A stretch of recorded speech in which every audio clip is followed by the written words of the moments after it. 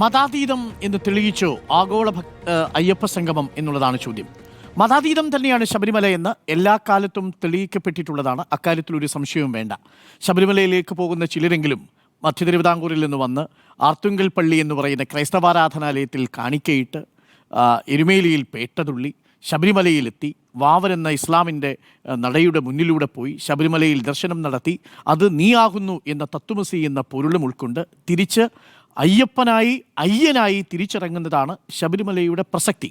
ഇതിനെ ഞാൻ നേരത്തെയുള്ള ചർച്ചയിൽ പറഞ്ഞിരിക്കുന്നത് പോലെ റിലീജിയസ് സിൻക്രൈറ്റൈസേഷൻ എന്ന് പറയും. വ്യത്യസ്ത മതവിഭാഗങ്ങളിൽപ്പെട്ടവർ ഒരുമിച്ച് കൂടുന്ന ഒരു ആരാധനാലയം എന്ന രീതിയിൽ ലോക പ്രശസ്തി ആർജിക്കേണ്ട, ഒരുപക്ഷെ ലോകത്തിന് തന്നെ മാതൃകയാകേണ്ട ഒരു ആരാധനാലയമാണ് ശബരിമല എന്ന് പറയുന്നത്. ഹിന്ദുമതത്തിലെ ഏറ്റവും പ്രധാനമായിട്ടുള്ള ആശയദർശനമായി പറയുന്നത് ഏകം സദ്വിപ്ര ബഹുദാവദന്തി എന്നുള്ളതാണ്. സത്യം ഒന്നേയുള്ളൂ, അതിനെ പല പേരുകളിൽ വിളിക്കുന്നു എന്നർത്ഥം. സർവമത സമഭാവ് എന്നതാണ് അടിസ്ഥാനമായി ഹിന്ദു എന്ന ആശയത്തിൻ്റെ പൊരുൾ എന്ന് പറയുന്നത്. പിന്നീട് ഇതിനെ മതവൽക്കരിക്കുകയും പിന്നീട് ഇതിനെ രാഷ്ട്രീയവൽക്കരിക്കുകയും ചെയ്തപ്പോൾ അതിനെ വർഗീയമായി ഉപയോഗിക്കാൻ തുടങ്ങി എന്നതാണ് ഏറ്റവും വലിയ ദുർഗതി. എന്നാൽ ഇവിടെ ശബരിമല നമ്മുടെ മുന്നിൽ നിൽക്കുന്നത് മതാതീതമായ ഒരു ആത്മീയ കേന്ദ്രം എന്ന നിലയിലാണ്. അത് ലോകമെമ്പാടും അറിയപ്പെടണം എന്നുള്ളതാണ് എൻ്റെയും ആഗ്രഹം. ഒരു മലയാളി എന്ന നിലയിൽ, ഒരു പൗരൻ എന്ന നിലയിൽ ആ ആഗ്രഹം ഞാൻ പ്രകടിപ്പിക്കുക കൂടി ചെയ്യുന്നു. പ്രിയപ്പെട്ട പ്രേക്ഷകരെ, യഥാർത്ഥത്തിൽ ഇന്നവിടെ സംഭവിച്ചത് എന്താണ്? ആഗോള അയ്യപ്പ സംഗമവുമായി ബന്ധപ്പെട്ടുകൊണ്ട് നേരത്തെ ഉയർന്നിരിക്കുന്ന ഒരുപാട് നുണകളെ ഇന്ന് പൊളിച്ചു കളഞ്ഞിരിക്കുന്നു എന്നതാണ് യാഥാർത്ഥ്യം. എത്രയെത്ര നുണകളാണ് ആഗോള അയ്യപ്പ സംഗമവുമായി നമ്മൾ കേട്ടത്. അതിൽ ഏറ്റവും ഒടുവിൽ വന്ന കള്ളമാണ് ഈ പരിപാടിയിൽ പങ്കെടുത്തിരിക്കുന്നത് കേവലം 600-ലേറെ ആളുകൾ മാത്രമാണ് എന്നുള്ള വലിയ പ്രചരണം. വലിയ പങ്കാളിത്തമൊന്നും ഇതിലുണ്ടായിട്ടില്ല. പങ്കാളിത്തം കുറഞ്ഞു പോയതുകൊണ്ട് ആഗോള അയ്യപ്പ സംഗമം പരാജയപ്പെട്ടിരിക്കുന്നു എന്നതാണ്. പ്രിയപ്പെട്ട പ്രേക്ഷകരെ, ആളെണ്ണം കൊണ്ട് മാത്രമല്ല ആഗോള അയ്യപ്പ സംഗമം വിജയിക്കുന്നത് എന്നാണ് എൻ്റെ ടേക്ക്. പക്ഷേ എങ്കിലും ആ കണക്കുകൾ നമുക്കൊന്ന് പരിശോധിക്കാം. ഏറ്റവും ഒടുവിൽ ദേവസ്വം ബോർഡ് പുറത്തുവിട്ടിരിക്കുന്ന കണക്കുകൾ പ്രകാരം പുറത്തു വന്നിരിക്കുന്നത് പ്രചരണം എന്ന് പറയുന്നത് 600-ൽ കൂടുതൽ, അതായത് 700-ൽ താഴെ ആളുകൾ മാത്രമാണ് അവിടെ പങ്കെടുത്തിരിക്കുന്നത് എന്നാണ്. എന്നാൽ കണക്കുകൾ പറയുന്നത് അങ്ങനെയല്ല. 4126 പേര് ഇന്നവിടെ രജിസ്റ്റർ ചെയ്ത് അവിടെ ഈ പരിപാടിയിൽ പങ്കെടുത്തിട്ടുണ്ട്. അതിൽ നേരത്തെ രജിസ്റ്റർ ചെയ്ത 3500-ൽ 1600-ലധികം പേർ ഇന്നവിടെ പരിപാടിയിൽ പങ്കെടുത്തിട്ടുണ്ട് എന്നാണ്. ഞാൻ ഓരോ കണക്കുകളായിട്ട് പറയാം. കേരളത്തിനുള്ളിലുള്ളവരുടെ അല്ല, അത് ഞാൻ കേരളത്തിന് പുറത്തു നിന്ന് വന്ന സംസ്ഥാനങ്ങളിൽ നിന്ന് വന്നവരുടെ കണക്കുകളെന്ന് പറയാം. ഇത് എങ്ങനെയാണ് നുണപ്രചരണം അതിവേഗത്തിൽ നമ്മളെ കീഴടക്കുന്നത് എന്നതിൻ്റെ ഒരു തെളിവ് കൂടിയാണ്. തമിഴ്നാട്ടിൽ നിന്ന് 1545 ഭക്തരെത്തി. തമിഴ്നാട്ടിൽ നിന്ന് 1545 ഭക്തരെത്തി. ഇത് കേരളത്തിലെ ഉദ്യോഗസ്ഥരാണെന്ന് ആരും പറയില്ലല്ലോ. ശബരിമലയിൽ സന്നിധാനത്തിൽ ദർശനം നടത്തിയവരെ കുറിച്ചല്ല, പമ്പയിൽ ആഗോള അയ്യപ്പ സംഗമത്തിന് ഇന്ന് പങ്കെടുത്തവരെ കുറിച്ചാണ്. ആന്ധ്രയിൽ നിന്ന് 90, തെലങ്കാനയിൽ നിന്ന് 182, കർണാടകയിൽ നിന്ന് 184, മഹാരാഷ്ട്രയിൽ 43, പോണ്ടിച്ചേരിയിൽ നിന്ന് 53, ഉത്തർപ്രദേശിൽ നിന്ന് 4, ഗുജറാത്തിൽ നിന്ന് 4, ഡൽഹിയിൽ നിന്ന് 2, ഹരിയാനയിൽ നിന്ന് 1, ഛത്തീസ്ഗഡിൽ നിന്ന് 4, അസാമിൽ നിന്ന് 1, ഒഡീഷയിൽ നിന്ന് 12.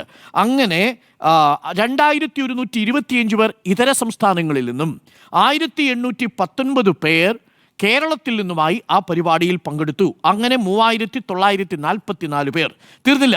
ഇനി വിദേശ രാജ്യങ്ങളിൽ നിന്ന്, മലേഷ്യയിൽ നിന്ന് 13 പേർ ഇന്നത്തെ പരിപാടിയിൽ പങ്കെടുത്തു. അമേരിക്കയിൽ നിന്ന് 5 പേരും, ശ്രീലങ്കയിൽ നിന്ന് 39 പേരും, അബുദാബിയിൽ നിന്ന് 18 പേരും, ദുബായിൽ നിന്ന് 16 പേര്, ഷാർജയിൽ നിന്ന് 19, അജ്മാനിൽ നിന്ന് 3, ബഹ്റിനിൽ നിന്ന് 11, ഒമാനിൽ നിന്ന് 13, ഖത്തറിൽ നിന്ന് 10, സിംഗപ്പൂരിൽ നിന്ന് 8, കാനഡയിൽ നിന്ന് 12, UK നിന്ന് 13, അങ്ങനെ 180, സൗദിയിൽ നിന്ന് 2, 182 പേർ. അങ്ങനെ മൊത്തം 4126 പേരാണ് ഇന്നത്തെ ആഗോള അയ്യപ്പ സംഗമത്തിൽ പങ്കെടുത്തത്. എന്നാൽ മുൻകൂട്ടി രജിസ്റ്റർ ചെയ്തതിൽ 3500-ഓളം പേരിൽ പകുതി ആളുകൾ മാത്രമാണ് വന്നത്. ബാക്കിയുള്ളവർ സ്പോട്ട് അഡ്മിഷൻ വഴി, സ്പോട്ട് രജിസ്ട്രേഷൻ വഴി ഇന്നത്തെ പരിപാടിയിൽ പങ്കെടുത്തു എന്നാണ് അറിയാൻ കഴിയുന്നത്. ഇനി പങ്കെടുത്തവരെല്ലാവരും തിരുവിതാംകൂർ ദേവസ്വം ബോർഡ് ഉദ്യോഗസ്ഥരാണോ? അല്ല. 180-180ഓളം തിരുവിതാംകൂർ ദേവസ്വം ബോർഡിലെ ഉദ്യോഗസ്ഥർ അവിടെ പങ്കെടുത്തു.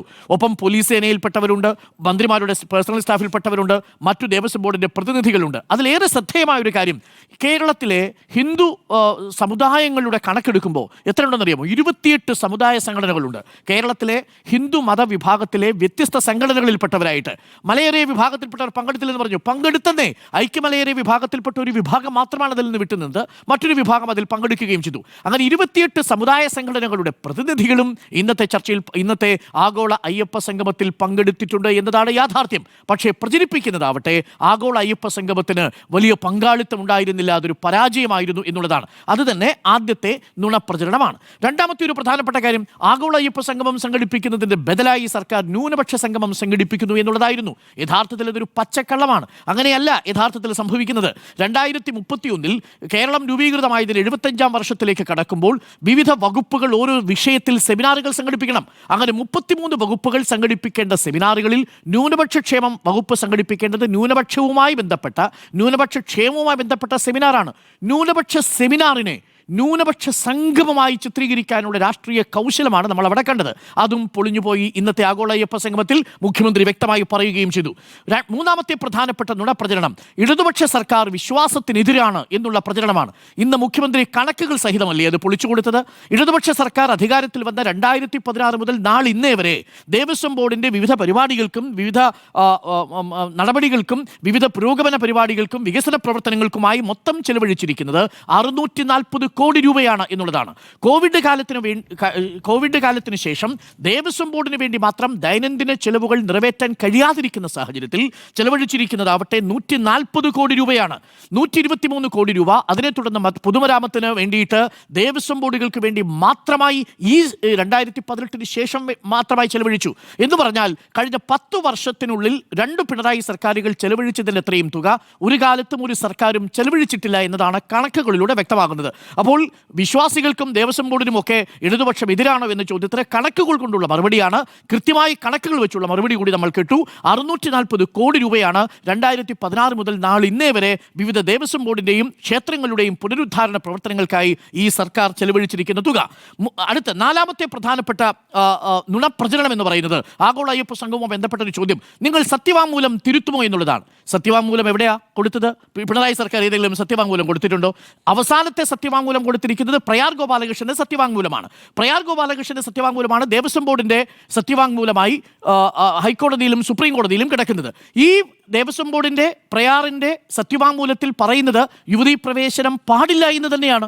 എന്നാൽ പിന്നീട് സ്റ്റാൻഡിംഗ് കൗൺസിൽ മാറുന്ന സമയത്ത് ഹൈക്കോടതിയിൽ സർക്കാർ ആ സ്റ്റാൻഡിംഗ് കൗൺസിൽ എടുത്ത നിലപാട്, വാക്കാലുള്ള നിലപാട്, അത് തിരുത്തുമോ എന്നുള്ളതാണ് ചോദ്യം. അതാണല്ലോ നമ്മൾ പറയേണ്ടത്. ആ നിലപാട് തിരുത്തേണ്ടത് ദേവസ്വം ബോർഡാണെങ്കിൽ ദേവസ്വം ബോർഡ് തിരുത്തും, അതിനെക്കുറിച്ച് ആലോചിക്കുന്നു എന്ന് പ്രശാന്ത് പറഞ്ഞിരുന്നതാണ്. പക്ഷേ സർക്കാർ ആ വിഷയത്തിൽ ഇപ്പോഴും നിലപാട് വ്യക്തമാക്കിയിട്ടില്ല. അപ്പോൾ മറ്റേതെങ്കിലും തരത്തിലുള്ളൊരു സത്യവാങ്മൂലം കൊടുത്തിട്ടില്ല. അതിനു മുമ്പ് കൊടുത്തത് VS-ന്റെ കാലത്താണ്. അതിനുശേഷമാണ് ഉമ്മൻചാണ്ടി സർക്കാരിന്റെ കാലത്ത് പ്രയാർ ഗോപാലകൃഷ്ണൻ സത്യവാങ്മൂലം കൊടുത്തത്. ആ സത്യവാങ്മൂലമാണ് നിലവിലിരിക്കുന്നത്. അതാണ് നാലാമത്തെ പ്രചരണം.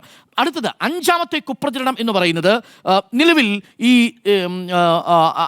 അയ്യപ്പന്റെ പടമില്ലാതെയാണ് ആഗോള അയ്യപ്പ സംഗമം സംഘടിപ്പിക്കുന്നത് എന്നുള്ള വലിയ പ്രചരണം ഇന്നലെ തന്നെ നടന്നു. അയ്യപ്പനില്ലാത്ത അയ്യപ്പ സംഗമം എന്നുള്ളതാണ്. ഇന്ന് നമ്മൾ കണ്ടതല്ലേ 3 വേദികളിലും, മാസ്റ്റർ പ്ലാൻ ചർച്ച ചെയ്ത മുഖ്യവേദിയിലും, തിരക്ക് നിയന്ത്രിക്കാൻ വേണ്ടിയിട്ട് ചർച്ച ചെയ്ത രണ്ടാമത്തെ വേദിയിലും, മൂന്നാമത്തെ ആത്മീയ ടൂറിസം കേന്ദ്രമായി വികസിപ്പിക്കുന്നതിനുള്ള ചർച്ച നടന്ന 3ാമത്തെ വേദിയിലും, എല്ലാ വേദിയിലും ആ പരിസരത്തും പൂർണ്ണമായിട്ടും അയ്യപ്പൻ മാത്രമല്ലേ ഉണ്ടായിരുന്നുള്ളൂ. മാത്രമല്ല ഏറ്റവും അനുകരണീയമായ രീതി എന്ന് തോന്നിയത്, സാധാരണ ഇത്തരം പരിപാടികളൊക്കെ വരുമ്പോൾ മുഖ്യമന്ത്രിയുടെയും മറ്റു മന്ത്രിമാരുടെയും ഒക്കെ ചിത്രം അവിടെ പ്രദർശിപ്പിക്കുന്ന പതിവുണ്ട്. അത്തരം ചിത്രങ്ങളൊന്നും തന്നെ മുഖ്യവേദിയിൽ പ്രദർശിപ്പിച്ചിരുന്നില്ല എന്നതാണ്. അവിടെ അയ്യപ്പന്റെ ചിത്രം മാത്രമാണ് നമ്മൾ കണ്ടത്. ആ ബാക്ക്ഡ്രോപ്പിലും അത് മാത്രമാണ് നമ്മൾ കണ്ടത്. ഇന്ന് രാവിലെ നമ്മുടെ പ്രതിനിധി TV പ്രസാദ് റിപ്പോർട്ട് ചെയ്യുമ്പോഴും റഹീസ് റഷീദ് റിപ്പോർട്ട് ചെയ്യുമ്പോഴും നമ്മൾ പോയി ചോദിച്ചതും അതാണ്. അതിനുള്ള ഉത്തരം അവർ നൽകുകയും ചെയ്തു. അവിടെ എങ്ങും തന്നെ നേതാക്കളുടെ ഒരു ചിത്രവും വെച്ചിട്ടില്ല, പകരം അയ്യപ്പൻ്റെ ചിത്രം മാത്രമാണ് വെച്ചിരിക്കുന്നത് എന്നതാണ്. അപ്പോൾ ഇതാണ് യാഥാർത്ഥ്യം എന്നത് നമ്മൾ മനസ്സിലാക്കുക. അതുകൊണ്ടാണ് ഞാൻ പറഞ്ഞത് നുണപ്രചരണങ്ങളെ പൊളിച്ചു കളഞ്ഞ ഒരാഗോള അയ്യപ്പ സംഗമം കൂടിയാണിത്. ഇനി ഇതുകൊണ്ട് എന്താണ് നേട്ടമുണ്ടാവാൻ പോകുന്നത്? 2 തരം നേട്ടം പറയണം. ഞാൻ സ്മൃതി പറഞ്ഞതിനോട് ഭാഗികമായി യോജിക്കുന്നത് അവിടെയാണ്. പരോക്ഷമായി അതിനൊരു രാഷ്ട്രീയ ലക്ഷ്യമുണ്ടെന്നേ. ആ പരോക്ഷമായ രാഷ്ട്രീയ ലക്ഷ്യം എന്ന് പറയുന്നത് 2018 യുവതീ പ്രവേശനവുമായി ബന്ധപ്പെട്ട വിധിക്കു ശേഷം കേരള സർക്കാർ തിടുക്കപ്പെട്ടെടുത്തിരിക്കുന്ന നടപടി ഭക്തജനങ്ങളുടെ മനസ്സിൽ വേദന കോറിയിട്ടിട്ടുണ്ടെങ്കിൽ അതിനെ ഉണക്കാൻ വേണ്ടി ഉള്ള ഒരു വലിയ ഒരു ശ്രമം എന്ന നിലയിൽ കൂടി അതിനെ കാണേണ്ടതുണ്ട് എന്ന് തന്നെയാണ്. അതിനകത്ത് നമ്മൾ എന്തിനാണ് മറച്ചു വയ്ക്കേണ്ട കാര്യം? അത് ഭൂരിപക്ഷ സമുദായത്തിന്റെ വോട്ട് ലക്ഷ്യമിട്ടുകൊണ്ടുള്ളതാണ് എന്നുള്ളതാണ് പ്രതിപക്ഷത്തിന്റെ ആരോപണം. പ്രതിപക്ഷം അത് തന്നെയല്ലേ യുവതീ പ്രവേശന വിഷയമായി ചെയ്തത്? യഥാർത്ഥത്തിൽ എന്താ യുവതീ പ്രവേശന വിധി വരുന്ന സമയത്ത് രാഹുൽ ഗാന്ധി എടുത്ത നിലപാട് യുവതീ പ്രവേശനം വേണമെന്നല്ലേ? ആ നിലപാടിനെതിരായിരുന്നില്ലേ കേരളത്തിലെ കോൺഗ്രസ്സുകാർ എടുത്ത നിലപാട്? യുവതീ പ്രവേശനവുമായി ബന്ധപ്പെട്ട RSS എടുത്തിരുന്ന നിലപാടെന്താ?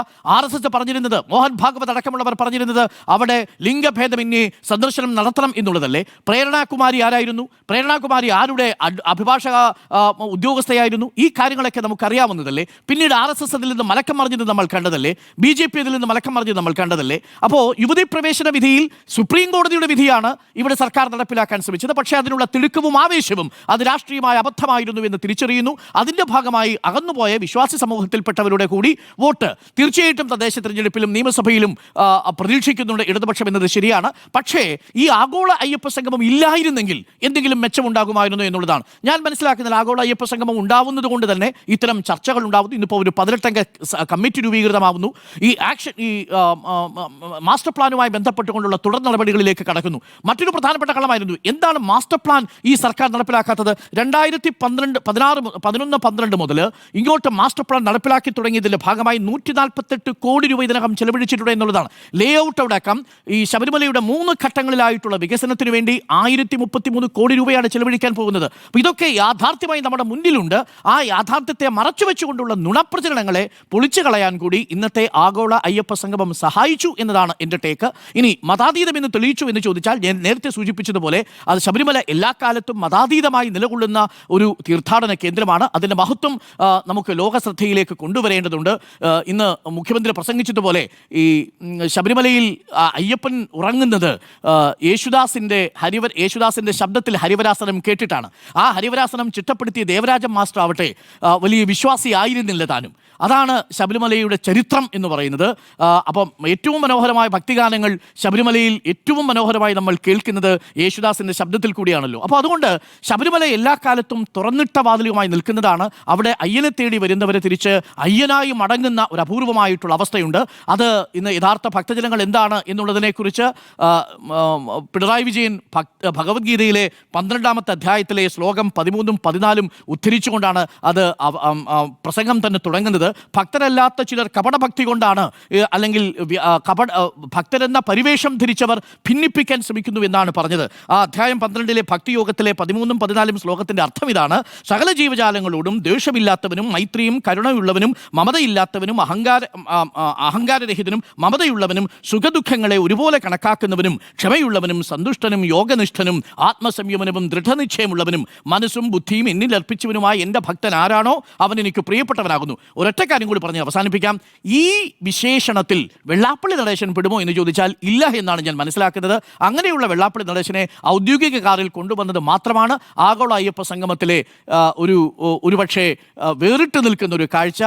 അതിനെ വിമർശനത്തോടു കൂടി തന്നെയാണ് ഞാൻ കാണുന്നത്. അത് ഒഴിവാക്കേണ്ടതായിരുന്നു എന്നുള്ളതാണ് എൻ്റെ ടേക്ക്. അത് ഒരു സമുദായത്തിൻ്റെ പ്രതിനിധി എന്ന നിലയിൽ കൊണ്ടുവരാനാണ് പിണറായി വിജയൻ ശ്രമിച്ചതെങ്കിലും അത് കൊടുക്കുന്ന സന്ദേശം തെറ്റാണ് എന്നാണ് ഞാൻ കരുതുന്നത്. അതുകൊണ്ട് ഈ വിഷയത്തിൽ മതാതീതമാണ് എല്ലാ കാലത്തും ശബരിമല. ആഗോള അയ്യപ്പ സംഗമം കൊണ്ട് ചില നുണപ്രചരണങ്ങളെ പൊളിച്ചു കാട്ടാൻ സാധിച്ചു. അത് ശബരിമലയുടെ മാസ്റ്റർ പ്ലാനിൻ്റെ 3 ഘട്ടങ്ങളിലായിട്ട് നടക്കുന്ന വികസന പദ്ധതികളുടെ ഒരു കുതിപ്പിന് തുടക്കമാകുമെങ്കിൽ അതിൻ്റെ ഫലം നമുക്ക് വർഷങ്ങൾക്കു ശേഷം തിരിച്ചറിയാൻ സാധിക്കും. ഭക്തജനങ്ങളാണ് ശബരിമലയിൽ അയ്യപ്പനോളം തന്നെ ഏറ്റവും പ്രാധാന്യമുള്ളത്. ആ ഭക്തജനങ്ങൾക്ക് സൗകര്യമുണ്ടാവുക എന്നതാകണം ആഗോള അയ്യപ്പ സംഗമത്തിൻ്റെ ലക്ഷ്യം എന്നുള്ളതാണ് എൻ്റെ ടേക്ക്.